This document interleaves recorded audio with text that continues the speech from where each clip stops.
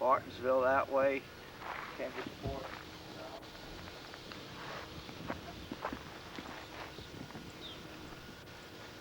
Cook Hill Road towards the house. Farm was purchased by William Felicia Snarsky in 1932.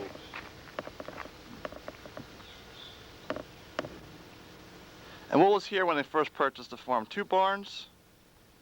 It was like an L-shaped barn. That barn and the cow barn was attached on this end facing the end coming towards the road. Uh-huh. And a tool shed? And a tool shed, which was a corn, it was really a corn shed, but we call it a tool shed. Uh-huh. Off the barn, out of the barnyard, in the direction of the house and a driveway. Uh-huh. No electric power. Power came in 1946. Rural electrification project that we brought it in. Uh-huh. Kerosene lamps, kerosene lanterns.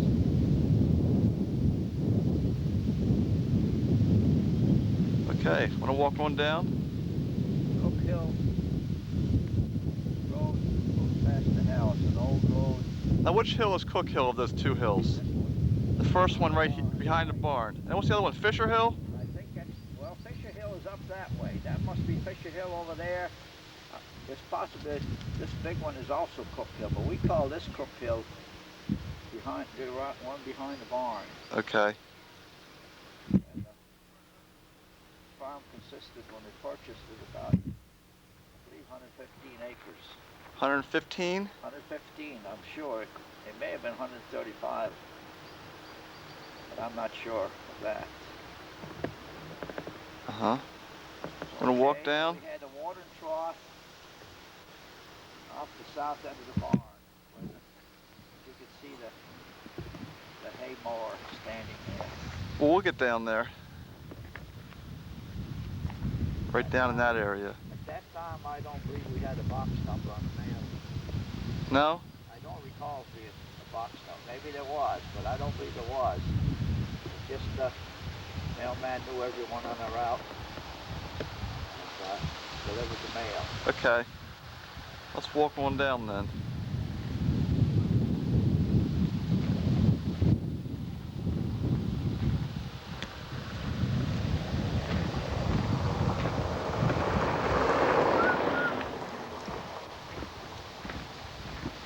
Car just went by the road back when we bought the farm.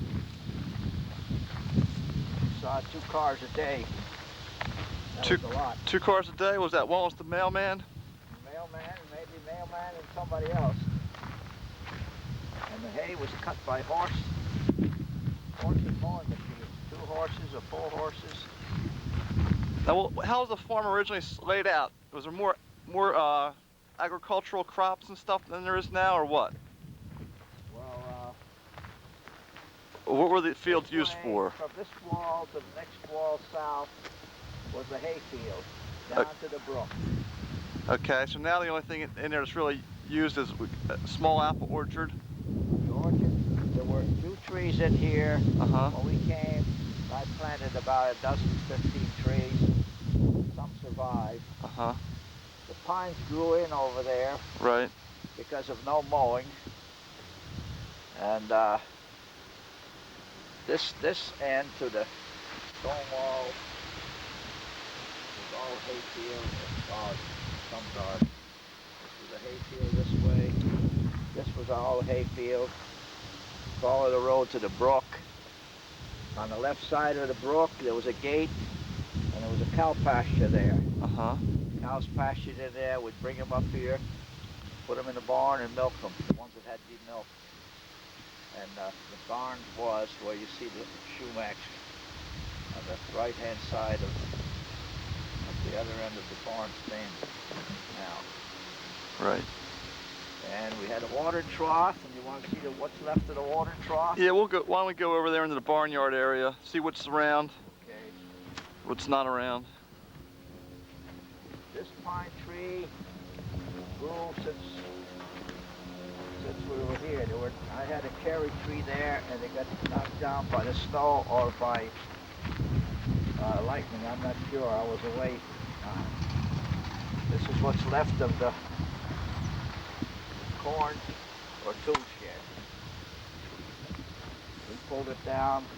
It was getting dangerous fishing. There was a part of a barn in here. There's a shanty. The shanty that was used until your grandmother was got sick, and her nephews, nieces built a put in a shower, put in a bathroom. Your nephews and nieces. Yeah. Her grandchildren. Grandchildren. Who is this guy? This guy, Billy? Shades of Grampy Snarsky with his green pants on, but he doesn't have the whole uniform on today because he has a red shirt. And his boots aren't black. Well, not today. We'll do it and put it up. Now, was that thing ever used? Yeah, we used that. We used that. We had it. We would put it behind a truck, pull it behind, and do some cutting. Before that time, during haying, we hired some people with their horses. They come up and took 2 weeks to mow the place and load the hay on the wagon, bring it over here, unload it into the barn, and one guy would pick it up at the opening here, and somebody else would shove it back to the back side and pile it up. That was hard work. It took 2 weeks? Just about 2 weeks in July. Yeah. This was the barnyard, and this is where the cows would go into the barn that was here.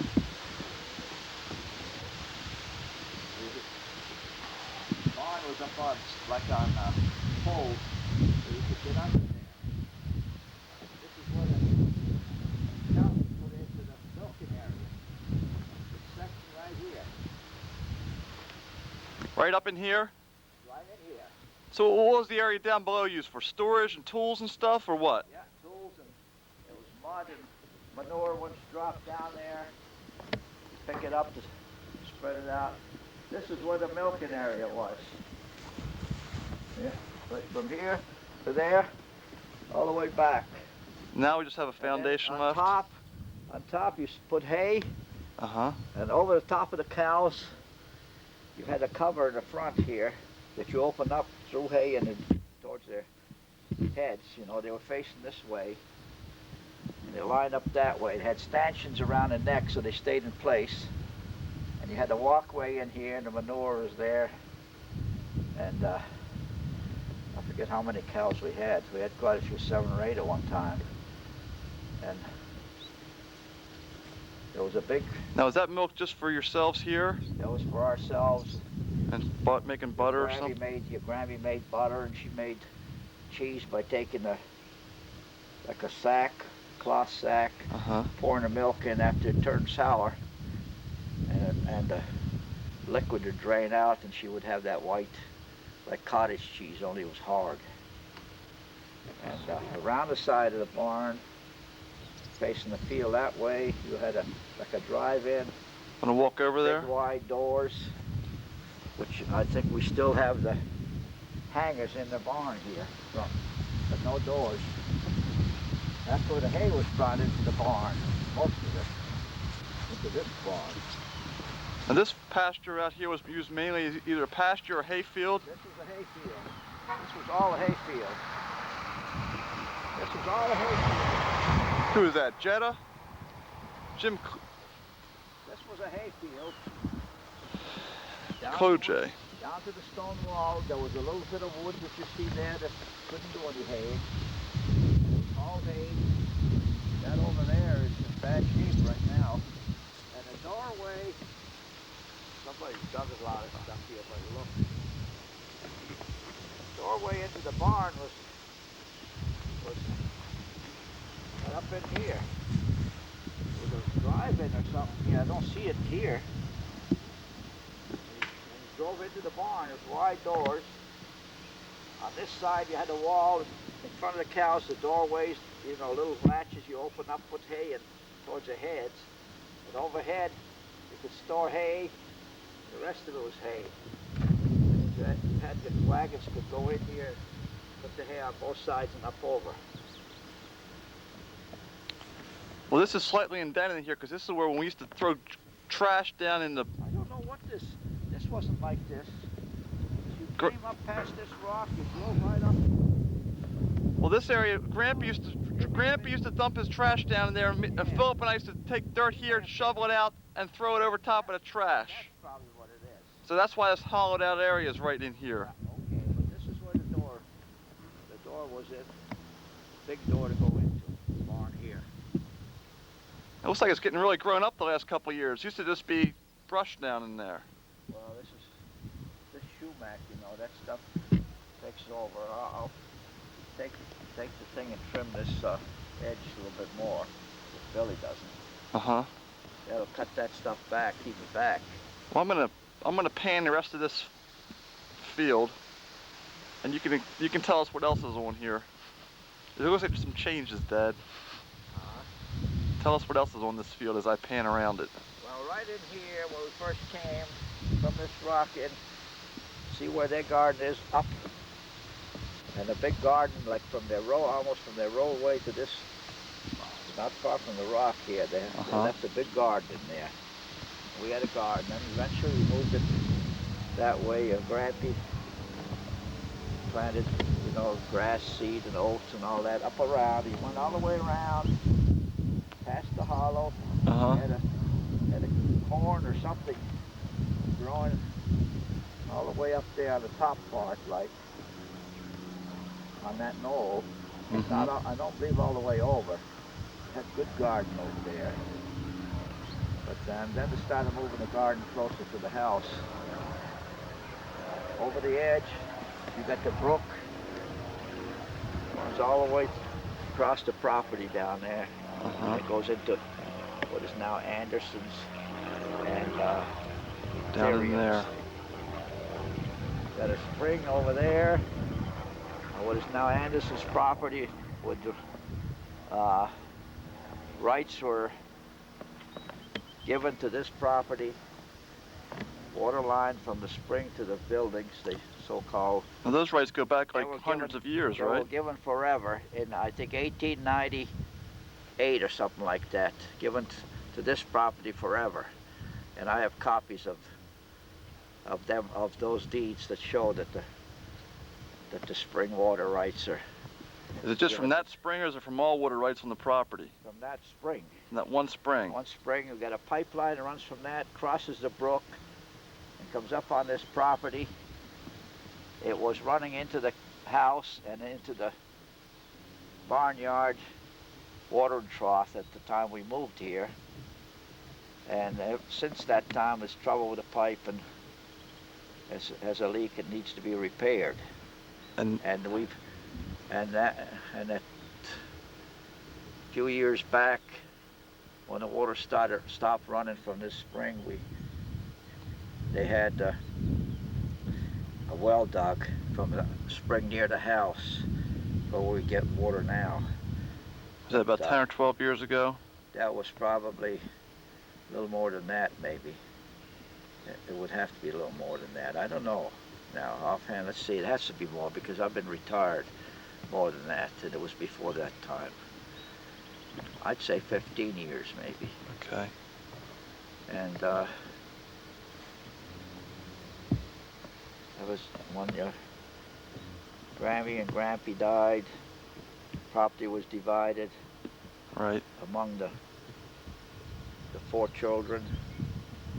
3 living, 1 deceased. And the deceased, Helen, her 4 children, got this section over. What, about half of this pasture here? They got from this rock. This rock right here? This rock is a point. Right. From the road. We left from this pole back here at the road. Telephone pole? The electric pole coming into the driveway. Right. going north along the wall and the west side of Cambridge Fort Road, Right. distance of about 220. So where does that take you about? That should take you By these bushes? beyond where that apple tree is, I believe, or maybe a little further. Just The other day I tried to look for the... somewhere near this apple tree, a new apple tree that's growing right into the wall almost. It might be that or a little further down. A little bit The further other day down, I maybe. was up there and try to find a survey marker, whether the snowplow knocked it down or whether it's in the brush. I didn't see it. Uh-huh. And it runs from the road there at that marker down to this rock as a marker, this ledge. Which part of the ledge? This side of the ledge? That side of the ledge? There's a marked point on it. They chipped it. I don't know if it's still there or not.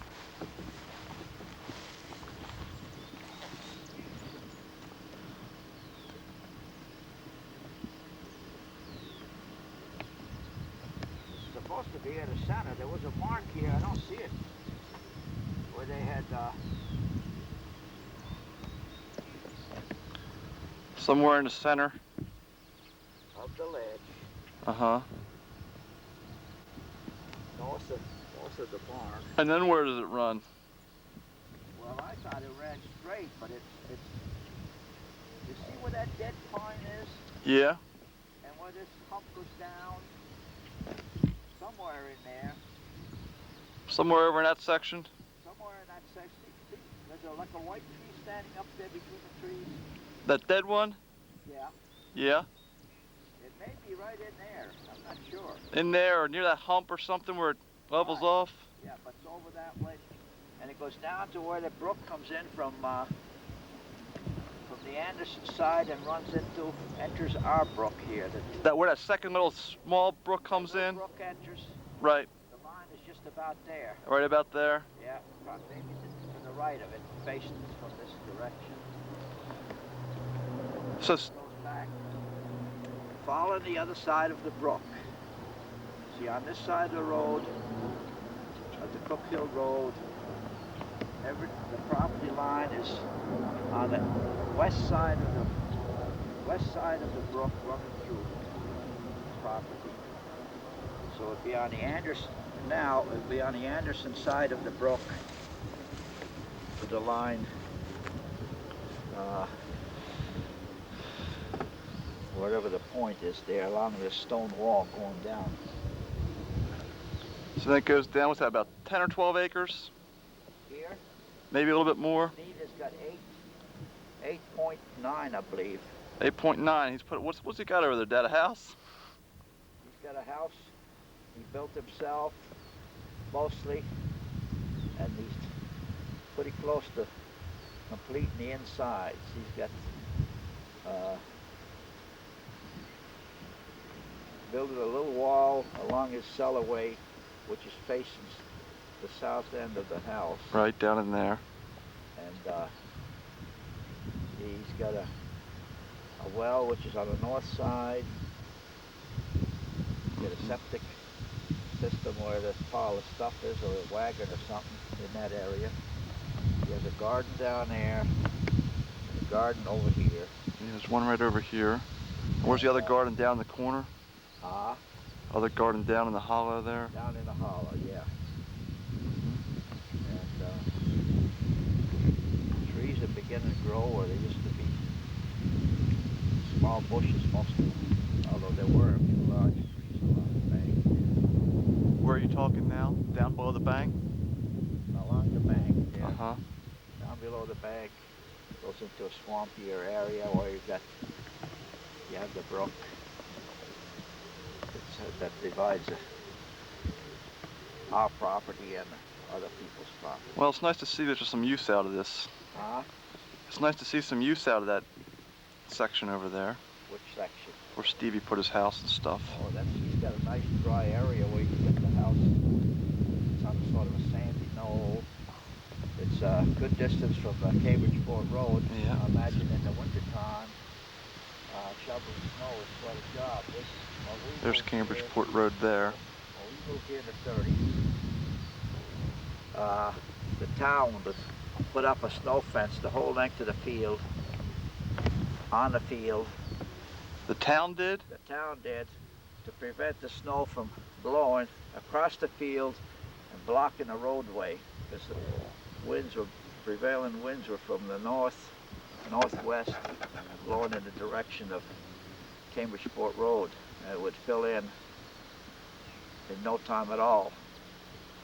But since that time, with more trees and brush growing up, that problem has disappeared. Also, the town has better equipment to clean the road.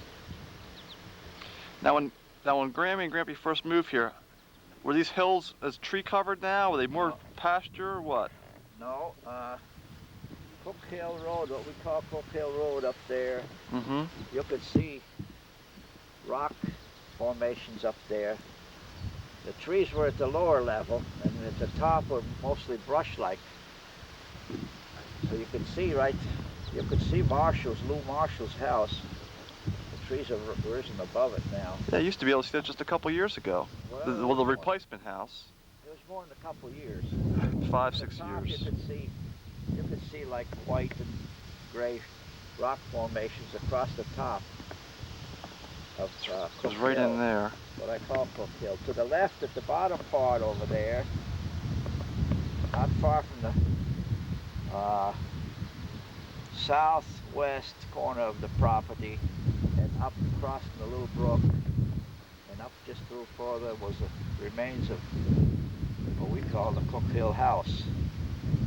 And the barns were just about gone, but part of the house still remained there.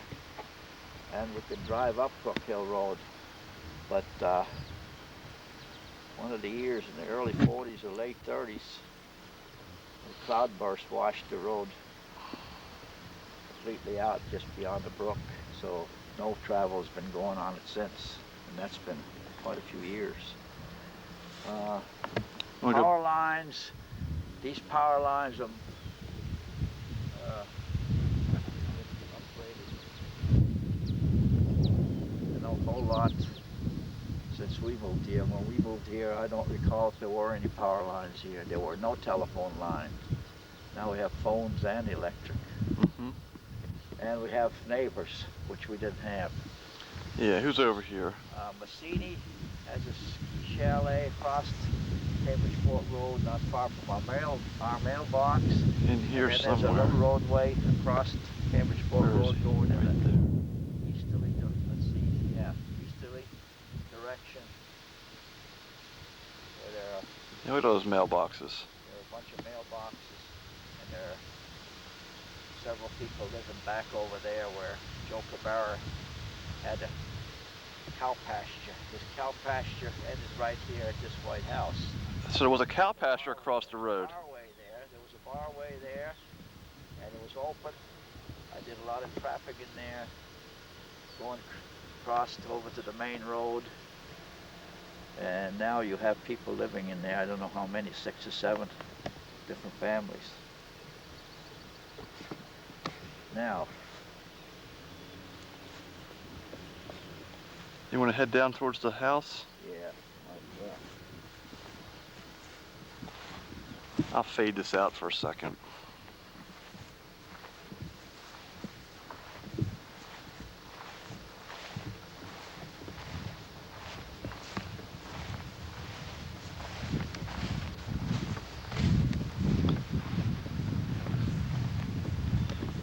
Okay.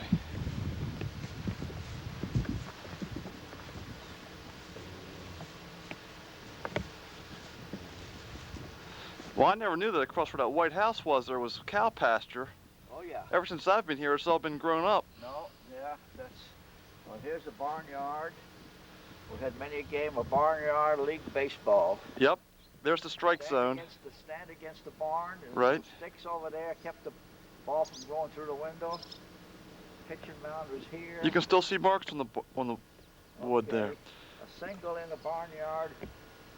Let's see, a double over the first stone wall. I guess a triple when it hit the next wall along the road.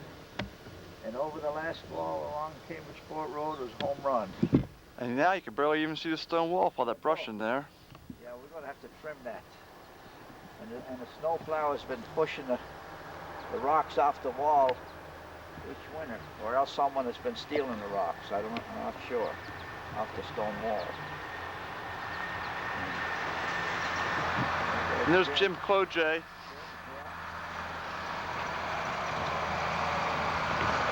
Hard at work. Jetta Construction Company. Okay, we've been mowing the barnyard with a hand mower. Much better shape than it was years ago. Barn is in worse shape. Well, it's not too bad. Loads of pigeons in there. Yeah.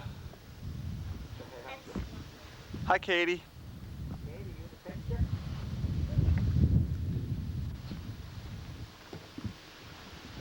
Let's see what the horse barn looks like if you want to look at all the trash. Sure. I gotta clean this up one of these days. There's lots of It's flowers in there too. Yeah. Is your father in there? Can you see in there with this dark? It'll adjust. This is where the Look at those. people used to keep the horses in the two stalls to your right when they came to mow hay. Uh-huh. I don't think the racehorse would fit in here. No, my head, he's right here.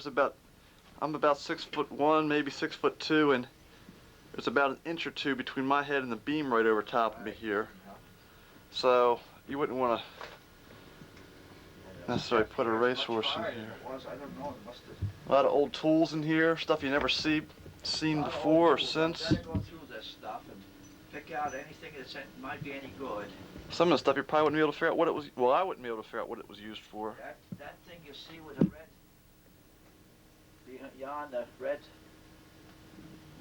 orange markers. That's a cider press, hand cider press. What That is? you squeeze that. Right there? Right. That's, you can't see much of it because of the barrel and stuff. This thing is a Right. hand You cider get press. My hand to squeeze a bag full of ground up apples to squeeze out the cider. Wow. We'll have to get the stuff out someday. And, That was pretty hard to do, I'll tell you. well, the stuff's all. But that's an antique, I believe. Somebody's coming down here already. Or is that Kenner, I guess? Someone looks like they're coming down with some picnic With a table. tables. Picnic table. A lot of stuff down here. See if I can Old get out cream here. I've got separator there. Grammy's old cream separator. this maroonish thing right here. Yeah. Uh-huh. Okay. Let me come on out. He's coming out. This section here we kept chickens in. The door's down.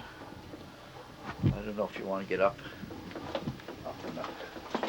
I've been up there. Chickens were in here when I was little. The sheep were in here, I think. Is it? Maybe.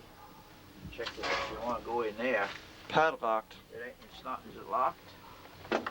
Oh, well, maybe I got the key here. It's been open. I'll fade out for a I found second. the letter.